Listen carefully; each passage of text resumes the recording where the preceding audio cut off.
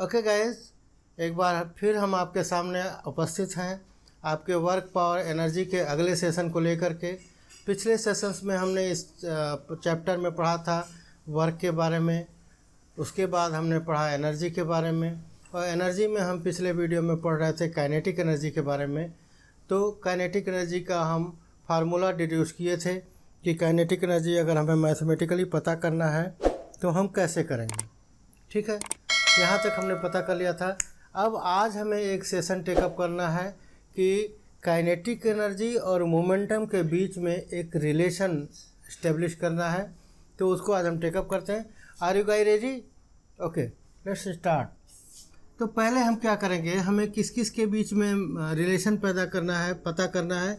तो ये है काइनेटिक एनर्जी, और काइनेटिक एनर्जी को हम E सफिक्स K से लिखते हैं, और इसका हमने फार्मूला निकाला था 12mv²। ठीक है, तो ये हो गया आपका इक्वेशन 1 मान लीजिए। दूसरा अब चीज़ क्या है जिसके बीच में हमें रिलेशन एस्टेब्लिश करना है, दैट इज़ मोमेंटम। और मोमेंटम को हमने पिछले चैप्टर्स में पढ़ा हुआ है कि ये होता है m/v। ठीक है, मोमेंटम जो है इसका फार्मूला होता है मास और वेलोसिटी का प्रोडक्ट होता है। तो ये हो गया आपका इक्वेशन, ये अगला इक्वेशन हो गया, और इसके बीच में हमें रिलेशन स्थापित करना है। अभी हम थोड़ा सा क्या करते हैं कि इसको और इसको राइट हैंड साइड को सिमिलर लाने के लिए इस इक्वेशन को हम स्क्वायरिंग बोथ साइड कर देते हैं। तो स्क्वायरिंग जब करेंगे तो ये क्या हो जाएगा, p² हो जाएगा, ये क्या हो जाएगा m², ये हो जाएगा v²। अब इसको हम लिखते हैं इक्वेशन 2, और यहाँ पे लिख देते हैं स्क्वायरिंग बोथ साइड्स। ठीक है, यहाँ तक तो कोई दिक्कत नहीं है आपको। अब हमारे पास आ गया राइट हैंड साइड में v², यहाँ भी आ गया v², यहाँ भी आ गया। अब इनका रिलेशन एस्टेब्लिश करने में थोड़ा सा हमें आसानी हो जाएगी। तो अब हम क्या करते हैं, यहाँ पे लिख लेते हैं कि p² divided by EK is equal to, ये क्या हो जाएगा, EK क्या है 12mv², p² को पहले ऊपर लिख लेते हैं, दैट इज़ m² v², और नीचे क्या लिखेंगे हम, ये हो जाएगा 12mv², 12m और v²। यहाँ तक क्लियर है। इसके लिए हमने एक्शन क्या लिया है वो यहाँ लिख देते हैं कि डिवाइडिंग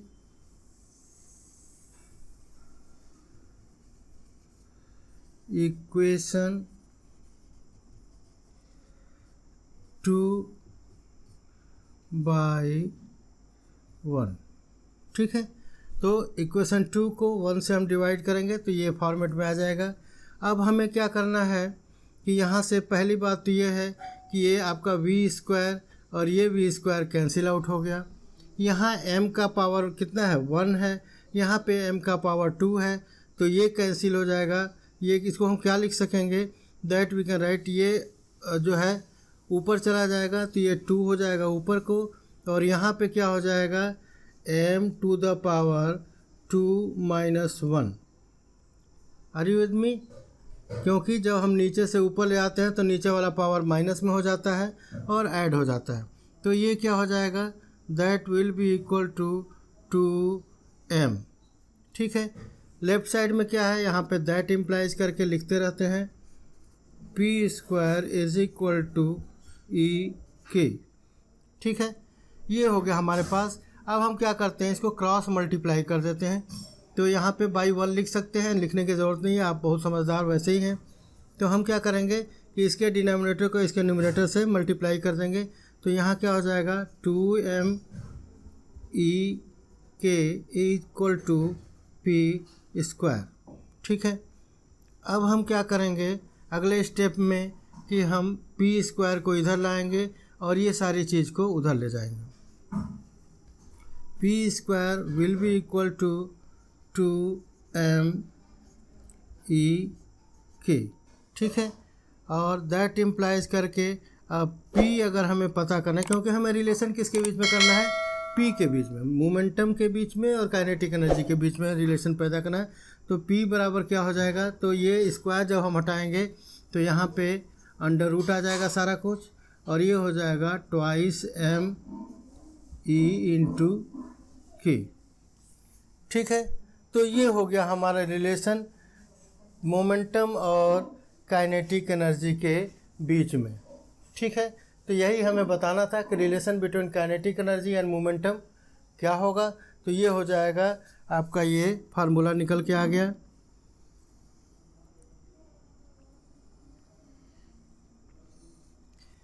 और ये फार्मूले को आप अप्लाई कर सकते हैं। अगर इसको उल्टा करना चाहें, ई के बीच में अगर करना है तो कैसे करेंगे, उसके लिए भी देख लेते हैं।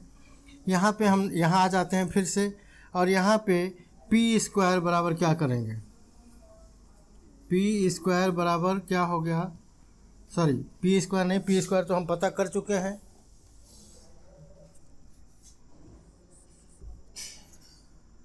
हम ई के पता करते हैं। ई के बराबर क्या हो जाएगा, ये पी स्क्वायर यहाँ रहेगा ही, और डिवाइडेड बाई क्या हो जाएगा 2m, P square divided by 2m हो जाएगा। ठीक है, तो यहाँ पे ई के का रिलेशन अगर पता करना है तो ये रिलेशन हो जाएगा हमारा, E K will be P square by twice M. Clear, एक बार फिर से देख लेते हैं आपको करना क्या क्या है। हमें रिलेशन एस्टैब्लिश करना है काइनेटिक एनर्जी और मोमेंटम के बीच में। तो पहले हम काइनेटिक एनर्जी का फार्मूला लिख लिए, इसको इक्वेशन 1 का नाम दे दिया। दूसरा मोमेंटम का फार्मूला लिख लिए और उसको हम स्क्वायर कर लिए दोनों साइड में। तो ये हो गया P square is equal to M square V square, और यहाँ हमने क्या एक्शन लिया है वो भी लिख दिया हमने कि स्क्वायरिंग बोथ साइड्स। ठीक है, अब क्या करेंगे कि इस इक्वेशन में इस इक्वेशन से भाग दे देते हैं, मतलब डिवाइड कर देते हैं।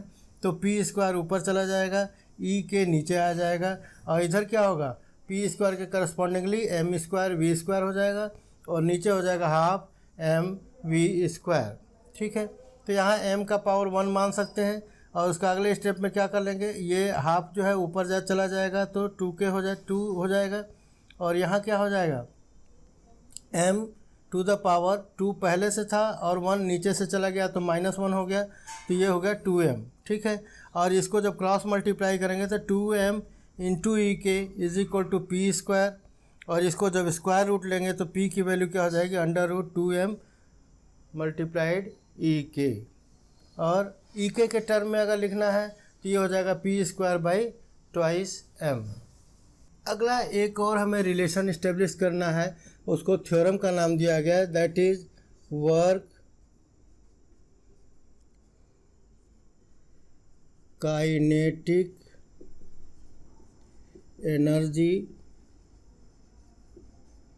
थ्योरम। ठीक है, ये एक थ्योरम है, तो इसको हमें डिड्यूस करना है। अब इसमें क्या डिड्यूस करना है कि वर्क और काइनेटिक एनर्जी में क्या रिलेशन होगा वो इस्टेब्लिश करना है। इसके कहने का मतलब मात्र यही है। ठीक है, तो यहाँ लिख लेंगे we know W is equal to F into S, where F is force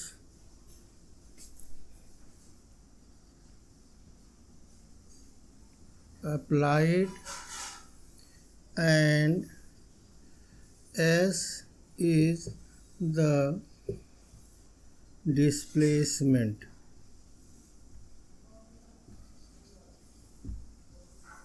ठीक है, तो ये है F आपका फोर्स है जो अप्लाई कर रहे हैं आप किसी ऑब्जेक्ट पे, और उस ऑब्जेक्ट में S डिस्प्लेसमेंट हो रहा है।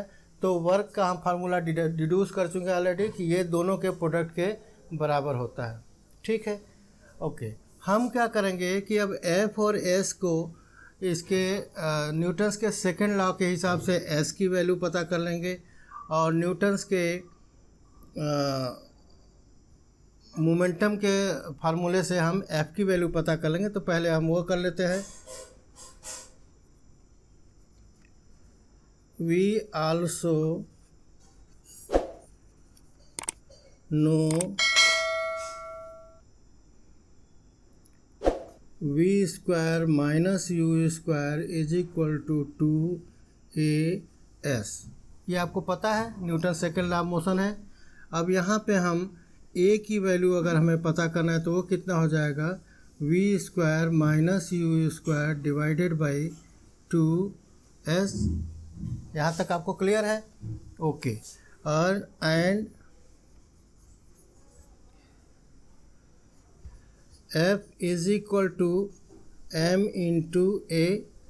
ये फार्मूला हम पहले चैप्टर में पढ़ चुके हैं कि ये क्या होता है कि फोर्स जो है वो ऑब्जेक्ट के मास और उसके एक्सीलरेशन के प्रोडक्ट के बराबर होता है। तो यहाँ पे यहाँ के a की वैल्यू रख लेते हैं और देखते हैं क्या होता है।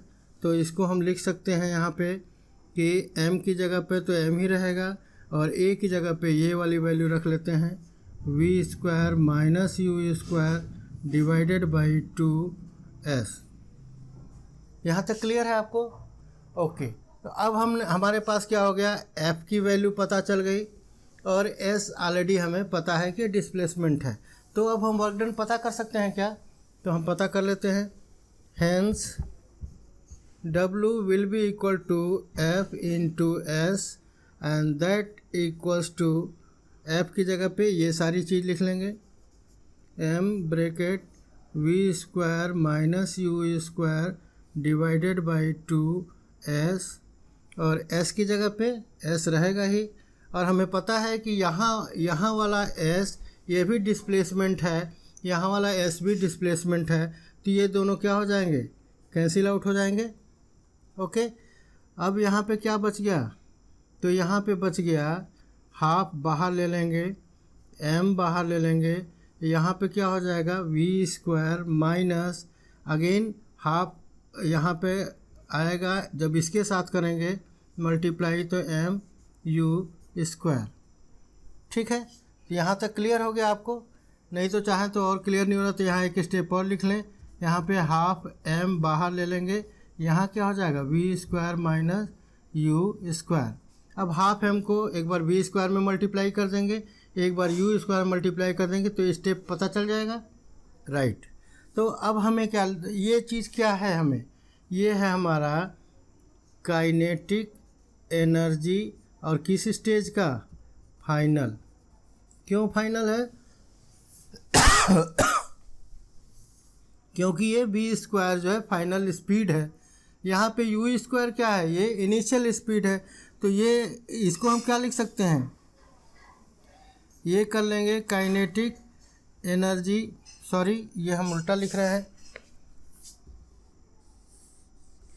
इसको लिखने का तरीका क्या है, एनर्जी लिखते हैं काइनेटिक और यहाँ पे हो जाएगा फाइनल और माइनस एनर्जी काइनेटिक, ये हो जाएगा इनिशियल। ठीक है, तो इस तरह से हम क्या देखे हैं कि किसी भी ऑब्जेक्ट पे किया गया कार्य और जिसके कारण कि ऑब्जेक्ट जो है एक जगह से दूसरे जगह मूव करके जाता है, तो उन दोनों में रिलेशन क्या होता है कि मान लीजिए वो ऑब्जेक्ट अगर ये पहले u वेलोसिटी पे चल रहा था इनिशियली, जब हम इसको शुरू करना ऑब्जर्व करना शुरू किए, और फाइनल वेलोसिटी अगर उसकी v हो गई थी, तो हमने ये डिड्यूस करके फार्मूला निकाला कि उस कंडीशन में जो इनिशियल वेलोसिटी या इनिशियल कंडीशन से फाइनल कंडीशन तक पहुंचने में उसको वर्क डन कितना करना पड़ेगा। तो हम इसको लिख सकते हैं कि ई फाइनल माइनस ई इनिशियल। ठीक है, और ये इसको हम इस वर्क डन को ही तो ये चेंज इन एनर्जी होती है, और चेंज इन एनर्जी को हम बोलते हैं डेल्टा से दिखाते हैं। दैट इज डेल्टा की मीन्स उसके चेंज में इनिशियल पोजीशन के और फाइनल पोजीशन के एनर्जी के चेंज में क्या रेशियो है, तो वो हमें फार्मूला मिल जाता है और इस तरह से हम आगे कर पाते हैं। ठीक है प्यारे बच्चों, तो इसके बाद इन दोनों चीज़ों से रिलेटेड हम कुछ न्यूमेरिकल्स करेंगे और देखते हैं कि वो कैसे होता है। बहुत आसान न्यूमेरिकल है। आप ओके बच्चों, तो ये एक इस एक्सरसाइज का अगला 5वां एग्जाम्पल है। 4 एग्जाम्पल हम पहले वर्क वाले पोर्शन में कर चुके हैं। 5वां एग्जाम्पल क्या है कि एक cricket ball of mass 0.15 kg is moving with a velocity of 40 metre per second, then what is its kinetic energy. Okay, तो यहाँ पे हम सोल्यूशन में क्या करेंगे, पहले लिखेंगे हम गिवन, और गिवन में क्या लिखेंगे कि मास कितना है 0.15 kg।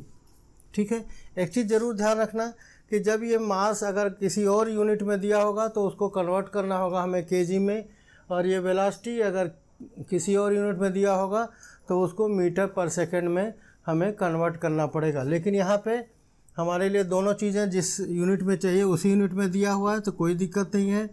और यहाँ पे हम वेलोसिटी लिख लेंगे, ये हो जाएगा हमारा 40 मीटर पर सेकेंड।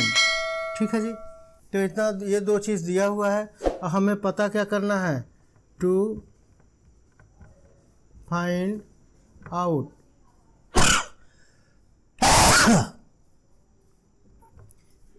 क्या पता करना है हमें पता करना है ई के, और इसको हम क्वेश्चन मार्क लिख देंगे कि हमें पता करना है। अब क्या लिखेंगे, सॉल्यूशन लिखेंगे। सॉल्यूशन के लिए क्या लिखेंगे, वी नो ई के इक्वल्स टू हाफ mv²। ये फार्मूला सभी को पता होगा, सभी अब डिराइव भी कर चुके हैं। तो इसमें वैल्यू पुटअप कर लेते हैं। अब यहाँ लिख देते हैं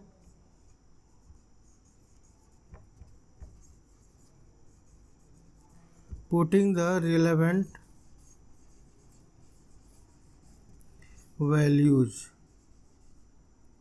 ठीक है, रिलेवेंट इसलिए लिख दिया कि दो चीज़ें हैं, दोनों की वैल्यू अलग अलग है, तो इसलिए हमने रिलेवेंट वर्ड यूज़ कर दिया। और इसमें पुटअप करेंगे तो क्या हो जाएगा, दैट इम्प्लाइज कर लेंगे हम E K will be equal to half into M कितना है 0.15 kg। ठीक है, और वी कितना है, ये है 40 मीटर पर सेकेंड, तो इसको हमें स्क्वायर में करना पड़ेगा, तो इसको स्क्वायर कर लेंगे। ठीक है, यहाँ आपको कोई यूनिट लिखने की ज़रूरत नहीं है क्योंकि इसकी यूनिट एज ए होल कुछ और होगी, और वो हमने पढ़ रखा है कि वो जूल के टर्म में लिखी जाती है। तो इसको हम सॉल्व कर लेते हैं, 1/2 इंटू 0.15 इंटू 40 इंटू 40, इतना कर सकते हैं। अब एक 40 को यहाँ से कैंसिल आउट कर दीजिए, ये क्या हो गया 20 हो गया, और इसको मल्टीप्लाई कर लीजिए। कैसे करेंगे, 20 इंटू 40 अगर करेंगे तो कितना हो जाएगा, 4 2 जा 8 और 1120 हो जाएगा, 800 हो गया। यहाँ लिख लेते हैं हम 800, और मल्टीप्लाइड बाई कितना करना है, 15 करना है। डेसिमल का हम बाद में कंसिडरेशन कर लेंगे, तो यहाँ कर लेते हैं 0 0 और 15 8 जा 120। ठीक है, 120 1200 हो गया। तो यहाँ क्या हो गया, ये हो गया 12,000, और यूनिट क्या हो जाएगी, जूल। ठीक है, तो क्लियर है, बिल्कुल बहुत आसान सा था। इसमें m और v की वैल्यू दी हुई थी तो उसको हमने कैलकुलेट करके निकाल लिया, तो ये 12,000 जूल हो गया। आई एम सॉरी, यहाँ पे हमें ये 0.15 भी है। ठीक है, तो ये 0.15 है, इसका मतलब क्या हुआ कि यहाँ पे डेसिमल भी लगेगा, तो ये 12,000 न होकर के कितना बच जाएगा बच्चों, ये चीज़ ध्यान रखना है, यही चीज़ हम एग्ज़ाम में गलत करते हैं। देखिए, तो ये कितना हो जाएगा, 120 जूल ही बच जाएगा। ठीक है, ओके, अब हम टेकअप करते हैं next question. Okay children, so we are going to take up the next question, that is calculate the work to be done on a Nano car of mass 650 kg so as to increase its velocity from 18 km/h to 36 km/h। ठीक है, तो ये हमने जो last relation अभी establish किया था कि इनिशियल काइनेटिक एनर्जी कितनी है, फाइनल काइनेटिक एनर्जी कितनी है, तो उसके डिफरेंस के बराबर ही वर्क डन होगा, तो यही हमें पता करना है। तो इसमें सॉल्यूशन, इसमें क्या लिखेंगे, यहाँ पे पहला हेडिंग होगा गिवन, और गिवन में मास दिया हुआ आपको 650 kg और u दिया हुआ है दैट इज इनिशियल वेलोसिटी, ये कितना दिया हुआ है 18 किलोमीटर पर आवर। और हमने बताया था कि 18 किलोमीटर पर आवर में है तो इसको हमें किस में चेंज करना है, मीटर पर सेकंड में। और हमें पता है, नहीं पता है तो एक बार देख लेते हैं कि किलोमीटर को, जैसे मान लीजिए 1 किलोमीटर में कितने मीटर होते हैं, 1000 मीटर होगा। और पर आवर, आवर में कितने हैं, तो आवर में कितने मिनट होंगे 60 और कितने सेकंड होंगे 60। तो इसको अब हमें मीटर पर सेकंड में कन्वर्ट हो गया, क्या था पहले ये किलोमीटर पर आवर, ठीक है। तो किलोमीटर पर आवर को मीटर पर सेकंड में करने के लिए ऐसा करते हैं। अब इसको करके हम देख लेते हैं कि ये मीटर पर सेकंड में क्या रिलेशन इस्टेब्लिश करता है। तो एक कैंसिल हो गया 0 इससे, एक कैंसिल हो गया 0 इससे, तो ऊपर कितना बच गया, इसको भी थोड़ा सा और कैंसिल कर लीजिए, यहाँ पे 5 रख लीजिए, यहाँ पे क्या हो जाएगा 3 बच जाएगा। तो ये हो जाएगा आपका 5 डिवाइडेड बाई 18, ठीक है। तो इसका मतलब क्या है, हम निकल के आए रिजल्टेंट कि अगर किलोमीटर पर आवर में स्पीड दी हुई है उसको मीटर पर सेकंड में कन्वर्ट करना है तो we have to multiply by 5/18। ध्यान रखना है, इसके लिए याद रखने का तरीका क्या है कि अगर किलोमीटर बड़ी यूनिट है, मीटर पर सेकंड छोटी यूनिट है, तो इसके लिए डिनोमिनेटर बड़ा वाला नीचे रखेंगे, न्यूमरेटर ऊपर रखेंगे। और अगर उल्टा हो गया कि मीटर पर सेकंड को किलोमीटर पर आवर में चेंज करना है तब क्या करेंगे 18 डिवाइडेड बाई 5 कर लेंगे। क्लियर। तो इसको हम रहने ही देते हैं यहाँ पे। तो इसको हम करेंगे तो ये क्या हो जाएगा आपका, ये हो जाएगा 18 इंटू 5/18, ठीक। 18 से 18 कैंसिल आउट हो गया एंड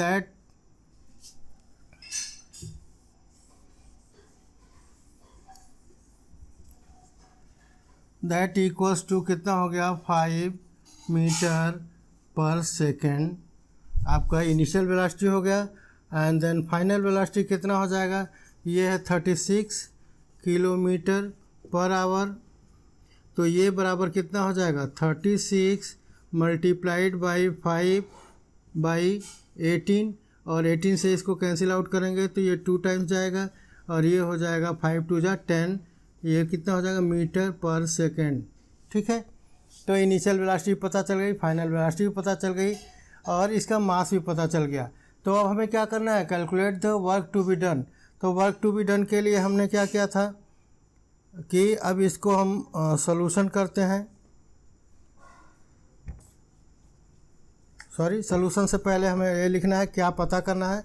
तो यहाँ लिख देते हैं टू फाइंड आउट, ये क्या है W, और W कितना होगा, वर्क टू बी डन कितना होगा। और सॉल्यूशन करते हैं। सॉल्यूशन में हमने क्या लिखा है कि we know W equals to E kinetic that is final minus E kinetic that is initial, ठीक है। तो इसके लिए फार्मूला क्या था, हाफ mv² और माइनस हाफ mu², ठीक है। और इसके में हाफ m कॉमन ले लेते हैं तो ये क्या हो जाएगा v² माइनस u²। अब यहाँ पे वैल्यू पुट कर देते हैं, यहाँ पे लिख देते हैं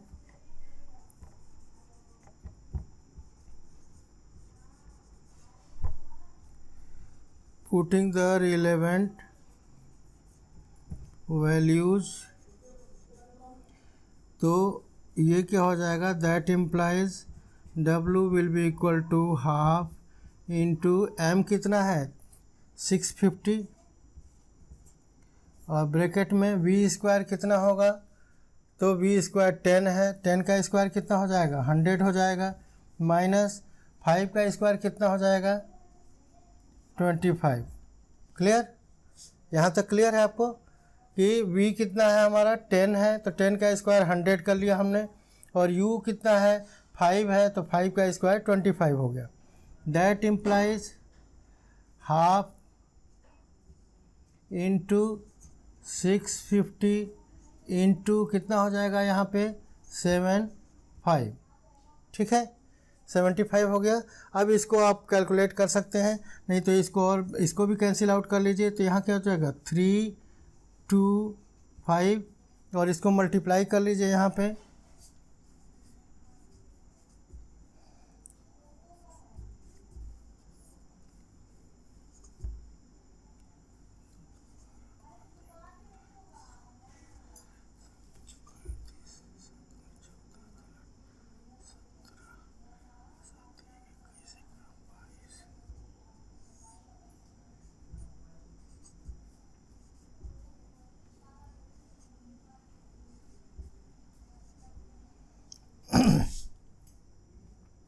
दैट इक्वल्स टू कितना हो गया बच्चों 24375 और इसकी यूनिट क्या हो गई जूल, 24375 जूल। क्लियर हो गया। एक बार फिर देख लीजिए, हमारे पास फार्मूला ये हमने पहले डिड्यूस किया हुआ था, तो हम सीधा ये भी लिख सकते थे। तो और वेलोसिटी को, और जो भी इनिशियल वेलोसिटी है और जो भी फाइनल वेलोसिटी है उसको हम मीटर पर सेकंड में चेंज कर लेंगे। ये हमने पिछले क्वेश्चन में बताया था कि मास जो भी होगा वो हमेशा किलोग्राम में लेंगे और जो स्पीड होगी वो मीटर पर सेकंड में लेंगे हमेशा। तो उसे चेंज करके और उनकी वैल्यू को पुटअप करके जब हमने कैलकुलेट किया तो ये इतनी वैल्यू आ गई। और कैलकुलेट करने के बाद ये ध्यान रखना है कि अगर ये रफ वर्क में कर रहे हैं तो उसको कैंसिल कर दीजिए, कट कर दीजिए, या अगर यहाँ फेयर पे किए हैं तो इसको रब ऑफ कर दीजिए। इसको आप अपनी कॉपी में करना है तो पेंसिल से कर सकते हैं, इसको रब ऑफ कर सकते हैं, ठीक है। यहाँ तक क्लियर हो गया। ओके, तो अब हम नेक्स्ट क्वेश्चन टेकअप करते हैं। ओके चिल्ड्रेन, तो अब हम अगला क्वेश्चन टेकअप कर रहे हैं। बहुत ही इंपॉर्टेंट क्वेश्चन है, इसको देख लीजिए क्या है ये। A pebble of mass 50 gram is moving with a velocity of 10 metre per second, ठीक है। तो यहाँ पे ध्यान देना है कि मास जो है वो ग्राम में दिया हुआ है, तो पहला काम क्या करना है, इसको किलोग्राम में कन्वर्ट करना पड़ेगा। और वेलोसिटी तो ठीक है 10 मीटर पर सेकंड में ही है, तो कोई दिक्कत नहीं है। करना क्या क्या है, कैलकुलेट इस काइनेटिक एनर्जी। पहला काम है कि काइनेटिक एनर्जी कितना होगा वो कैलकुलेट करना है, ठीक है। तो पहला पोर्शन इतना ही हम टेकअप करते हैं। तो इसके लिए फिर लिख लेंगे क्या है, गिवन में क्या लिखेंगे हम, m is equal to 50 gram, that will be equal to, we can write 50 into 10 to the power -3 kg। Okay, दूसरी चीज़ क्या दिया है, v दिया हुआ है हमें, ये है 10 मीटर पर सेकेंड को आप टू द पावर -1 भी लिख सकते हैं, या तो इसको ऑब्लिक में भी लिख सकते हैं, ठीक है। तो आजकल स्टैंडर्ड सिस्टम यही अब ऑब्जर्व किया जा रहा है, तो इसी में लिखिए। ये हमारे ज़माने में मीटर पर सेकंड ऐसे लिखा करते थे, तो आदत सी बनी हुई है, ठीक है। तो ये चीज़ हो गई। अब हमें टू फाइंड आउट क्या करना है, ये हमें पता करना है ई काइनेटिक एनर्जी, ठीक है। अगला स्टेप क्या होगा सॉल्यूशन का, we know E K is equal to half mv², that is equal to half, m की जगह पे क्या लिख देंगे 50 into 10 to the power -3 into v² क्या है 10 इंटू 10, ठीक है। तो इसको हम करते हैं ये 50 को कैंसिल कर देंगे इससे, तो ये क्या हो जाएगा 25। तो यहाँ पे हमने लिख लिया 25, ठीक है। अब देखिए यहाँ पे पावर -3 है, तो एक ख़त्म हो गया तो -2 बचा, ये दूसरा ख़त्म हो गया तो -1 बचा। इसका मतलब क्या है कि -1 का मतलब क्या है कि इसमें बीच में एक डिजिट के बाद आप डेसिमल लगा सकते हैं, और इसकी यूनिट क्या हो जाएगी काइनेटिक एनर्जी की, जूल। तो ये चीज़ याद रखना है। पहला स्टेप हमने कैसे किया कि हाफ mv² करके किया, और इसको जब हमने कैलकुलेट किया तो ये आया हैपन टू बी 2.5 जूल, ठीक है। अब इसका दूसरा क्या पोर्शन है क्वेश्चन का, what will be it's new kinetic energy. नया काइनेटिक एनर्जी क्या होगा if its mass is double, ठीक है। तो अब इसके लिए ये हम कहीं लिख के रख लेते हैं, यहाँ लिख देते हैं ई काइनेटिक एनर्जी जो हमने पता किया वो क्या हो गया हमारा 2.5 जूल, ठीक है। बाकी इस बोर्ड को हम वाइप अप कर लेते हैं।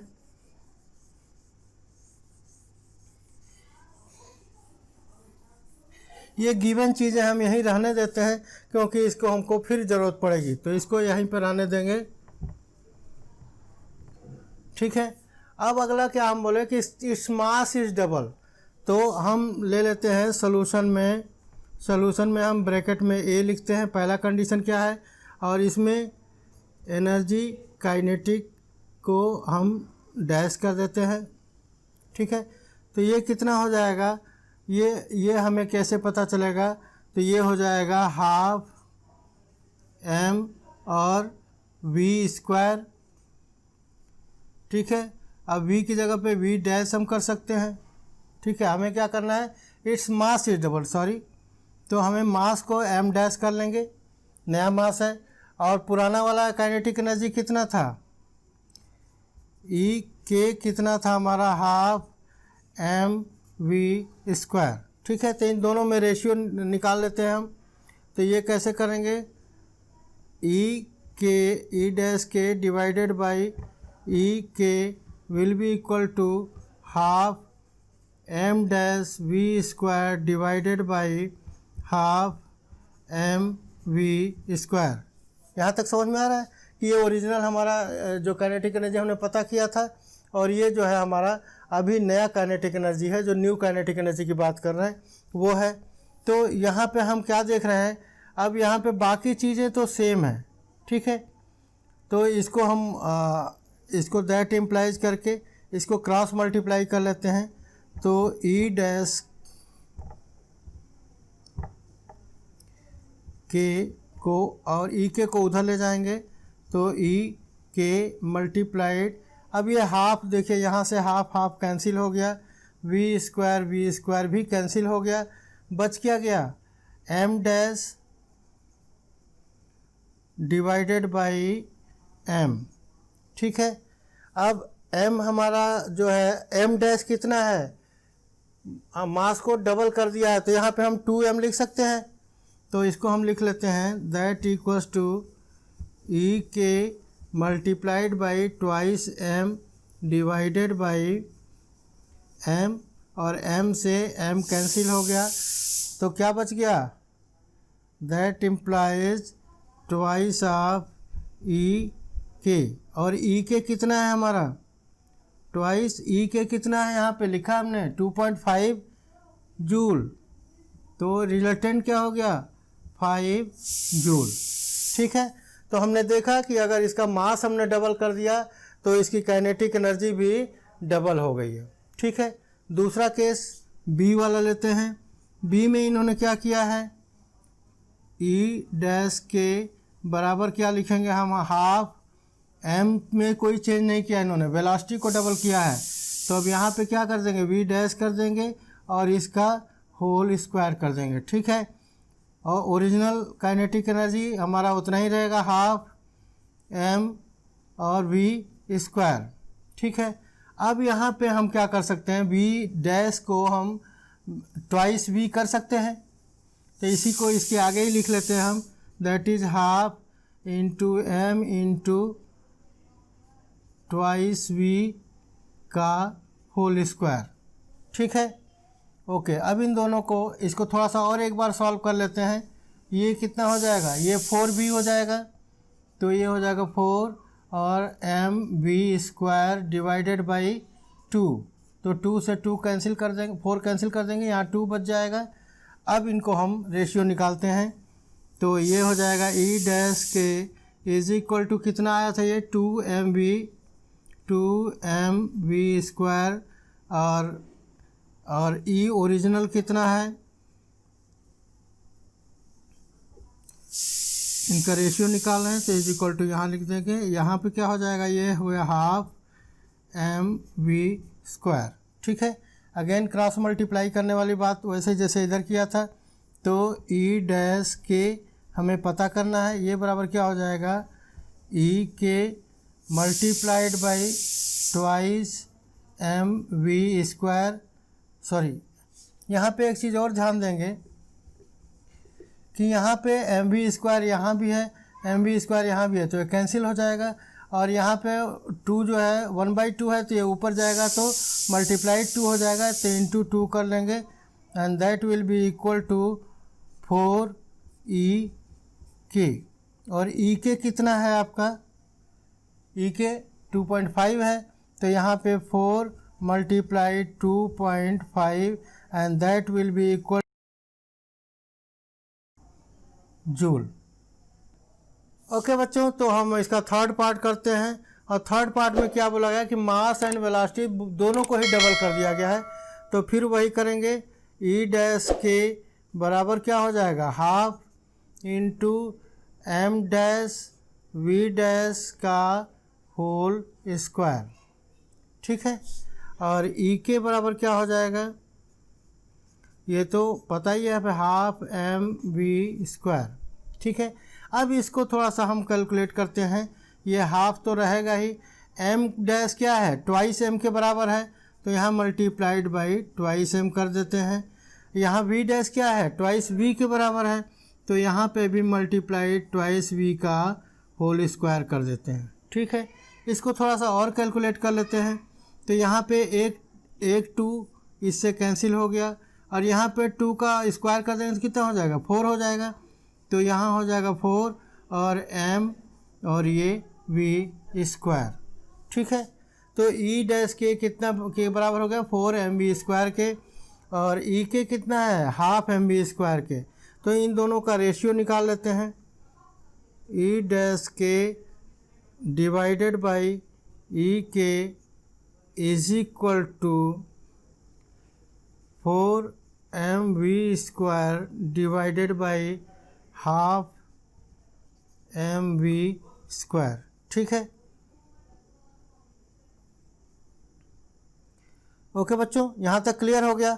अब ये हाफ ये उधर जाएगा तो क्या हो जाएगा, ये 4 से मल्टीप्लाइड हो जाएगा, तो ये कितना हो जाएगा, 8 हो जाएगा, और mv स्क्वायर कैंसिल हो गया। ठीक है, तो अब ई डैश के बराबर कितना हो जाएगा, 8 टाइम्स ई डैश, अरे ई के, और ई के हमारा कितना है, 8 टाइम्स ई के कितना है अभी 2.5 जूल, तो 2.5 का मल्टीप्लाई कर देंगे, और ये कितना हो जाएगा, 8 5 जा 40 और 8 2 जा 16 और 4 20। ठीक, और 1 डिजिट के बाद डेसिमल लगा देंगे and that will become 20 joule. Is it clear. यहाँ पे हमने क्या किया, मास को भी डबल कर दिया, वेलोसिटी को भी डबल कर दिया, तो हमारा रिजल्ट आया, हमने देखा कि जो काइनेटिक एनर्जी है वो 8 टाइम्स हो जाती है ओरिजिनल काइनेटिक एनर्जी के। तो प्यारे बच्चों, यहाँ तक ही था आज के सेशन में। अगले सेशन में हम पढ़ेंगे पोटेंशियल एनर्जी के बारे में। तब तक के लिए गुड बाय, टेक केयर।